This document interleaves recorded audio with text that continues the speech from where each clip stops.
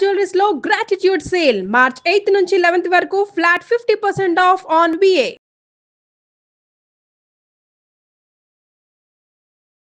Hello అండి, welcome to health talks. నేను గీతాంజలి.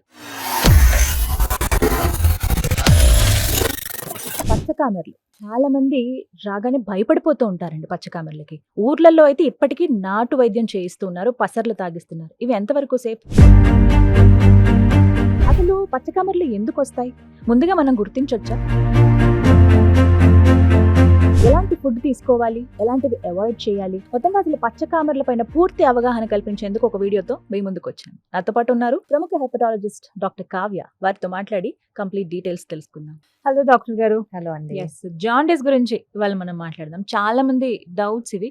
ఎవరికి అసలు జాండీస్ వస్తుంది, ఎందుకు వస్తుంది, ఎవరిలో వస్తుంది?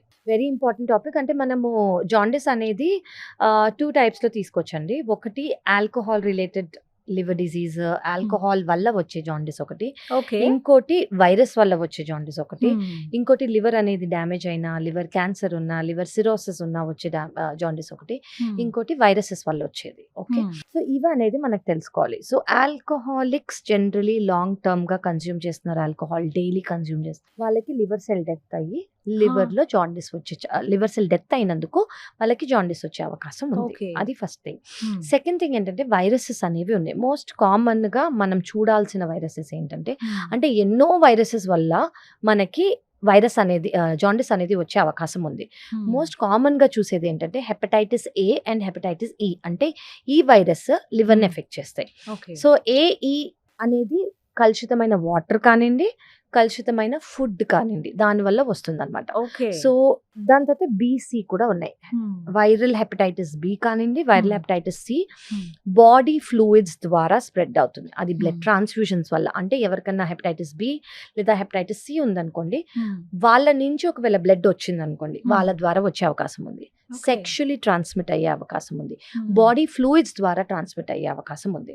సో ఇప్పుడు ఈ బ్లడ్ ట్రాన్స్ఫ్యూషన్స్ వల్ల వచ్చే అవకాశం చాలా తక్కువ. ఎందుకంటే 10-15 years వరకు ఎవరు పడితే వాళ్ళు బ్లడ్ ఇచ్చేసేవారు. కానీ ఇప్పుడు బ్లడ్ ఎవరన్నా డొనేట్ చేద్దామని అనుకుంటున్నారు అనుకోండి, డొనేట్ చేసే ముందు hepatitis B and hepatitis B check చేసే వాళ్ళకి నెగిటివ్ ఉంటేనే ఇస్తున్నాము. సో దాని వల్ల ఇప్పుడు బ్లడ్ ప్రొడక్ట్స్ ద్వారా స్ప్రెడ్ అయ్యే అవకాశం చాలా తక్కువ. సెక్షువలీ ఖచ్చితంగా ట్రాన్స్మిట్ అవుతుంది hepatitis B and hepatitis C. Hepatitis A, hepatitis E sexually transmit అవ్వదు. ఇట్ జస్ట్ కంటామినేటెడ్ ఫుడ్ లేదా వాటర్ వల్ల వచ్చే వైరస్ ఇది.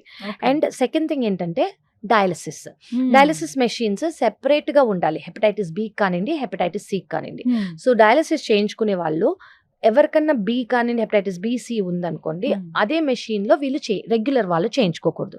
వాళ్ళకి సెపరేట్ గా ఉంటుంది. ఇలా రెగ్యులర్ కి దీనికి డిఫరెన్స్ లేదనుకోండి, వచ్చే అవకాశం ఉంది. సో ఇవి బేసిక్లీ మనకి ఎందుకు తెలుసుకోవాలి hepatitis A, B, C, D, E ఎందుకు అంటే ఇవి లివర్ ని ఎఫెక్ట్ చేసే వైరస్.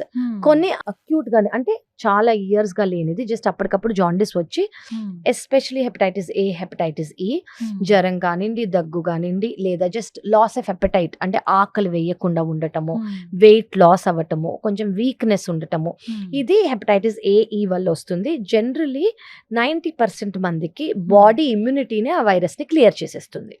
సో హెపటైటిస్ ఏ, ఈకి మనం అబ్జర్వేషన్ లో ఉంచుకొని వాళ్ళకి నీరసం వచ్చినందుకు ఐవి ఫ్లూయిడ్స్ ఇచ్చుకొని అడ్మిషన్ చేసుకోవాలి కానివ్వండి, జనరలీ బాడీయే ఆ వైరస్ ని క్లియర్ చేసేస్తుంది.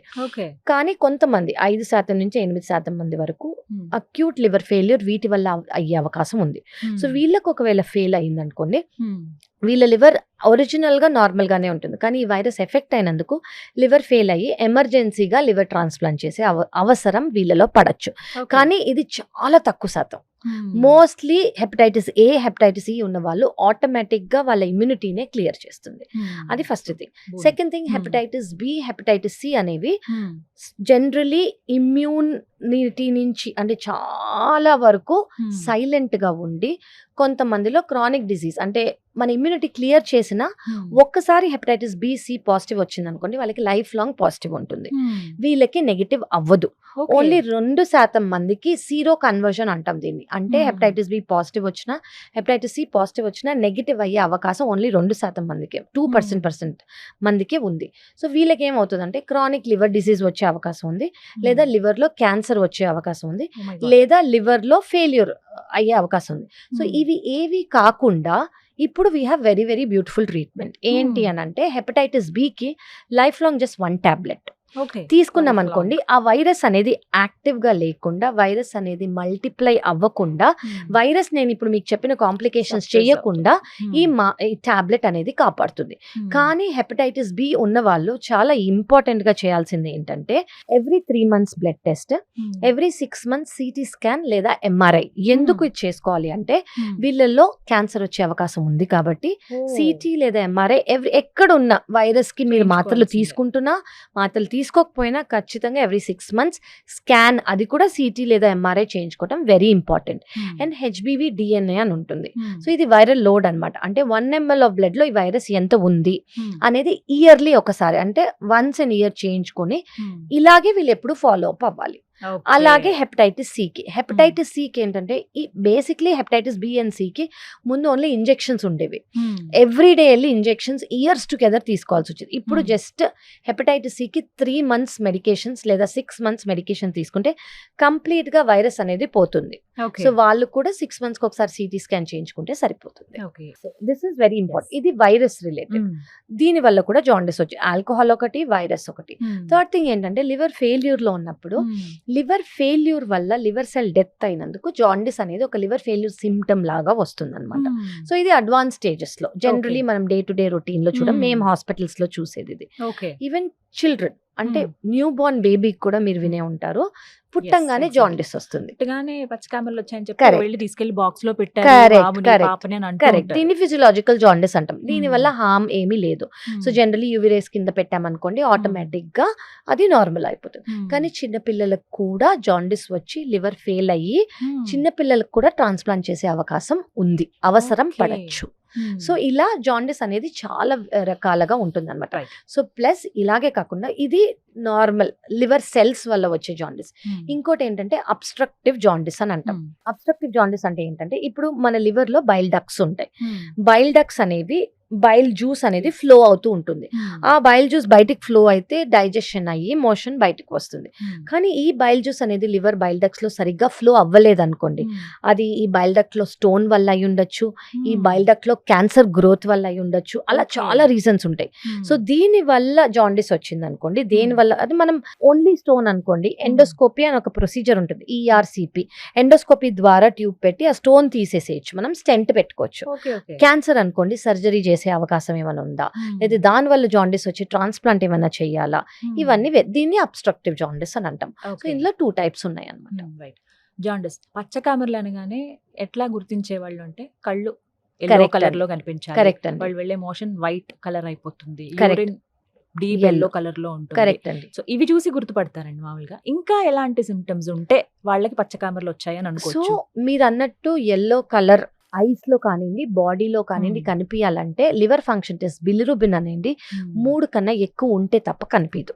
బాడీలో కనిపించాలి అంటే బిలిరుబిన్ నార్మల్ నుంచి 3 లోపల ఉందనుకోండి ఎల్లో కలర్ ఎక్కడా కనిపించదు. కానీ 3 దాటిందంటేనే బ్లడ్ టెస్ట్లలో అది బాడీ మీద ఐస్ లో కానివ్వండి యూరిన్ లో కానీ కనిపిస్తుంది.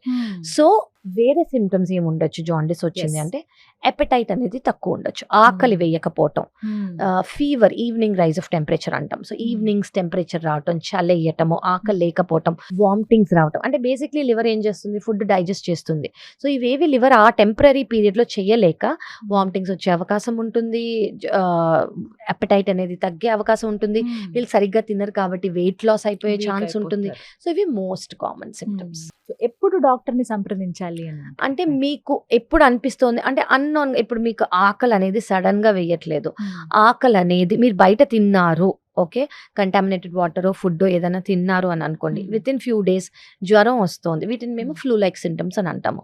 జ్వరం వస్తుంది, ఆకలి సరిగ్గా లేదు, వామిటింగ్స్ వస్తున్నాయి, అన్ఎక్స్ప్లెయిన్, దేని వల్ల తెలియట్లేదు అంటే చాలా మంది ఫుడ్ పాయిజనింగ్ అని అనుకుంటారు. ఒకటి ఫుడ్ పాయిజనింగ్ కూడా అయి ఉండొచ్చు.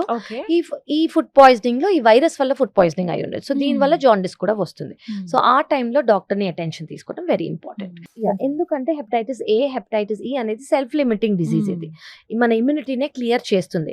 కానీ కొంతమందికి ఫెయిల్యూర్ వెళ్ళే అవకాశం ఉంది కాబట్టి ఖచ్చితంగా కలిసి ట్రీట్మెంట్ తీసుకోవటం, అబ్జర్వేషన్ లో ఉండటం వెరీ ఇంపార్టెంట్. డాక్టర్ గారు, ఎక్కువగా పిల్లలకి గోర్లు ఇట్లా కొరికి అలవాటు ఉంటుంది, ఇంకెంతసేపు అదే పని మీద ఉంటారు. అలాంటి వాళ్ళలో ఈ కంప్లైంట్ మేజర్ గా చూస్తామంటారు. 100% అండి. గోళ్ళు కొరకటం అంటే వాళ్ళు ఎవ్రీథింగ్ టచ్ చేసి ఉంటారు, వాళ్ళ హ్యాండ్స్ నీట్ గా ఉండవు, కంటామినేటెడ్ ఫుడ్ ని కానీ కంటామినేటెడ్ వాటర్ ని కానీ వాళ్ళు తీసుకునే అవకాశం ఎక్కువ.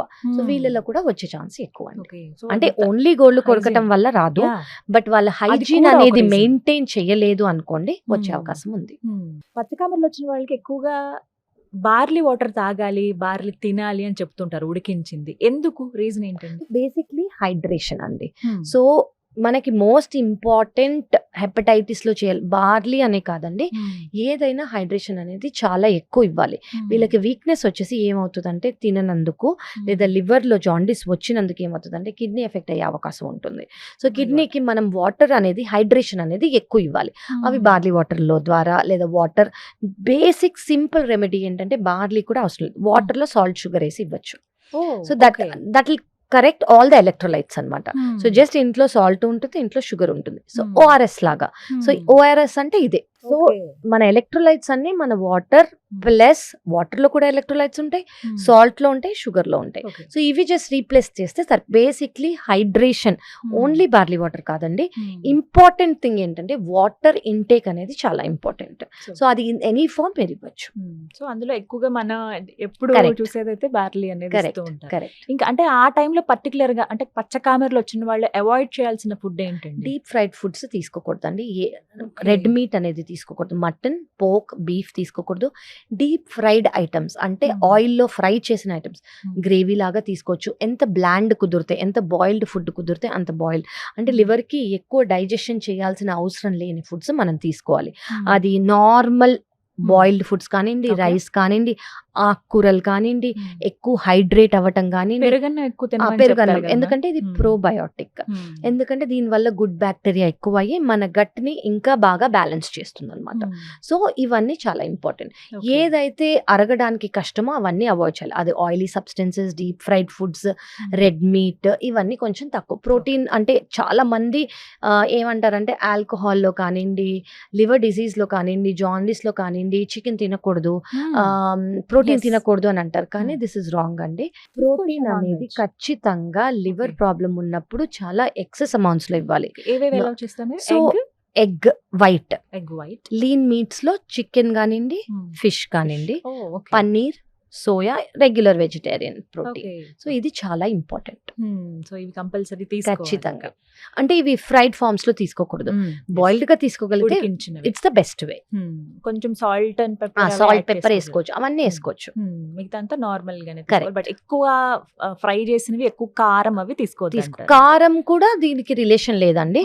Oil is directly related, fatty meal is directly related, అవి అవాయిడ్ చేసుకోవాలి. అసలు జాండీస్ ఎలా ట్రీట్ చేస్తారండి? సో జాండిస్ ఇప్పుడు నేను మీకు చెప్పినట్టు చాలా రకాల జాండిస్ ఉందండి. సో ఇది లివర్ ఫెయిల్యూర్ వల్ల వచ్చింది, లివర్ ఫెయిల్ అవుతుందంటే ఖచ్చితంగా ట్రాన్స్ప్లాంట్ చేయాలి. కానీ లివర్ అనేది హెపటైటిస్ ఏ, హెపటైటిస్ ఈ ఉందనుకోండి, వాళ్ళకి డీహైడ్రేషన్ అవ్వకుండా బేసిక్ మెడికేషన్స్, ఐవి ఫ్లూయిడ్స్ ఇచ్చి వాళ్ళ బిలిరుబిన్ అనేది ఎంత పెరుగుతోంది, పెరిగి ఆటోమేటిక్ గా తగ్గుతోందా అని చూస్తాం. అప్పటి వరకు వాళ్ళు హాస్పిటల్లో ఉంటారు. తగ్గుతోంది అని తెలియగానే I discharge them, because automatic గా తగ్గిపోతుంది. అది వాళ్ళ ప్యాటర్న్. సెకండ్ థింగ్ ఏంటంటే జాండిస్ అనేది హెపటైటిస్ బి లేదా హెపటైటిస్ సి వల్ల వచ్చింది అనుకోండి, మెడికేషన్ స్టార్ట్ చేశాక వాళ్ళ రెస్పాన్స్ ఎలా ఉందని చూస్తాం. And obstructive jaundice, obstructive stone వల్ల కానివ్వండి, క్యాన్సర్ వల్ల కానివ్వండి, అవసరం ఉంటే ఒక స్టెంట్ పెట్టి ఎండోస్కోపీ ద్వారా ఆ బైల్ డక్ట్ లో స్టోన్స్ ఉంటే స్టోన్స్ తీసేసి ఒక స్టెంట్ పెట్టి, plus they will be also on medications and antibiotics. అంటే సాధారణంగా వచ్చేటువంటి పచ్చకామెర్లు ఈ వ్యాధి ఎన్ని రోజుల్లో నయం అవుతుంది? సో దీనికి విండో పీరియడ్స్ కూడా ఉన్నాయండి. చాలా మందికి ఫస్ట్ 1 వీక్ ఏమీ తెలియకపోవచ్చు. వాళ్ళకి Exactly. సిమ్టమ్స్ అనేది గుర్తుపట్టడానికే కొంచెం ఆ, టైం పడుతుంది. టైం పడుతుంది. వాళ్ళకి సిమ్టమ్స్ అనేది వారం రోజులకో 10 రోజులకో 3 రోజులకో వస్తాయి అన్నమాట. అది ఆకలి తక్కువ ఉండటమో, నీరసంగా అనిపించటమో, వామిటింగ్ సెన్సేషన్ రావటమో, ఇవి వాళ్ళకి ఫస్ట్ వచ్చే symptoms. Eventually over 10 days to 12 days వాళ్ళకి ప్రాపర్ ఫ్లేర్ లాగా కనిపిస్తుంది. ఆ టైం మా దగ్గరకు వస్తారనమాట. ఓకే. తగ్గడం అనేది ఎన్ని రోజుల్లో ఉండొచ్చండి మామూలుగా రఫ్ గా మనం చూసుకుంటే? అంటే జాండిస్ అనేది వాళ్ళకి ఎంత వచ్చింది, స్టార్టింగ్ లోనే ఎంత Yeah, వచ్చింది. ఆ level చాలా బట్టి. మందికి జస్ట్ బిలిరుబిన్, నేను ఇందాక చెప్పినట్టు బిలిరుబిన్ 3 వచ్చిందండి, బిలిరుబిన్ 4 వచ్చింది. ఆటోమేటిక్ గా మనము అంత భయపడక్కర్లేదు. ఒకసారి పీక్ వచ్చి దాని తగ్గుతోంది అనుకోండి, ఆటోమేటిక్ గా 3-4 వీక్స్ లో అది తగ్గిపోతుంది. Yes. చాలా మందికి 20 కూడా వస్తుంది బిలిరుబిన్, Oh my 30 కూడా God. వస్తుంది. Hmm. సో వీళ్ళకి తగ్గడానికి ఇంకా ఎక్కువ టైం పడుతుంది. ఒక వ్యక్తి తన లైఫ్ టైమ్ లో 2-3 సార్లు జాండీస్ వచ్చి తగ్గుతుంది అని అంటే అర్థం ఏంటండి? చైల్డ్హుడ్ జాండీస్ అనేది చాలా రీజన్స్ వల్ల వస్తుంది. Hmm. ఓన్లీ ఫిజియలాజికల్ జాండీస్ అనుకోండి, అది normal. Okay. Hmm. Second, alcohol వల్ల వచ్చిందంటే, Hmm. ఆల్కహాల్ తీసుకునే వాళ్ళకి జాండీస్ వస్తే మళ్ళీ దాని తర్వాత ఆల్కహాల్ కంటిన్యూ చేస్తే లివర్ అనేది రీగ్రో అయ్యి ఆ పాటికి మాత్రం మానేస్తారు. ఎందుకంటే లివర్ రీగ్రో అవుతుంది కాబట్టి వాళ్ళకి Yes. మళ్ళీ నార్మల్ అనిపించి వాళ్ళు Okay. మళ్ళీ తీసుకుంటారు. Hmm. సో ఇది మళ్ళీ ఆల్కహాలిక్ హెపటైటిస్ అంటాం. ఆల్కహాల్ ఉన్న వాళ్ళు తీసుకోవచ్చు. Hmm. Second thing, liver damage ఉన్న వాళ్ళు తీసుకోవచ్చు. Hmm. లివర్ డ్యామేజ్ ఉన్న వాళ్ళకి జాండీస్ అనేది వస్తుంది. Hmm. సో ఏ పర్టికులర్ రీజన్ వల్ల వచ్చిందో Hmm. అట్లా దేర్ ఆర్ అట్లీస్ట్ 20 to 30 రీజన్స్ అండి. Oh. అంటే నేను ఈ రోజు అసలు ఆటోఇమ్యూన్ టాపికే మనం అదొక సెపరేట్ టాపిక్. Hmm. దాని చాలా వల్ల పెద్ద కూడా subject. జాండిస్ వస్తుంది, దాని వల్ల Hmm. కూడా అబ్స్ట్రక్షన్ రావచ్చు, దాని వల్ల కూడా లివర్ సెల్ డెత్ కావచ్చు. సో ఇట్లా బేసిక్ గా చూసుకుంటే ఆల్కహాల్ వచ్చి దాని తర్వాత లివర్ రీగ్రో అవుతుంది కాబట్టి వాళ్ళు నార్మల్ అయిపోవటము, Hmm. నార్మల్ అయినందుకు మళ్ళీ మళ్ళీ ఆల్కహాల్ వాళ్ళ తీసుకొని fatty lives- మళ్ళీ వాళ్ళకి వచ్చే అవకాశం ఉంటుంది. సో So- లివర్ రీజనరేషన్ కాబట్టి Hmm. దాన్ని అడ్వాంటేజ్ తీసుకోవటం అది Yes, అలా తీసుకోకూడదు. ఖచ్చితంగా తీసుకోకూడదండి. But దాన్ని హెల్ప్ చేస్తోంది కాబట్టి we should respect it. Yes, but doctor గారు జాండీస్ గురించి చాలా డౌట్స్ అయితే క్లియర్ అయిపోయి, మేబీ ఇంకా కొన్ని క్వశ్చన్స్ ఏమైనా ఆడియన్స్ కానీ కామెంట్స్ రూపంలో అడిగితే డెఫినెట్లీ మళ్ళీ మేము ముందు ఉంచుతాను. Thank you so much for your valuable time. Pleasure is mine అండి. Namaste. Thank you so much.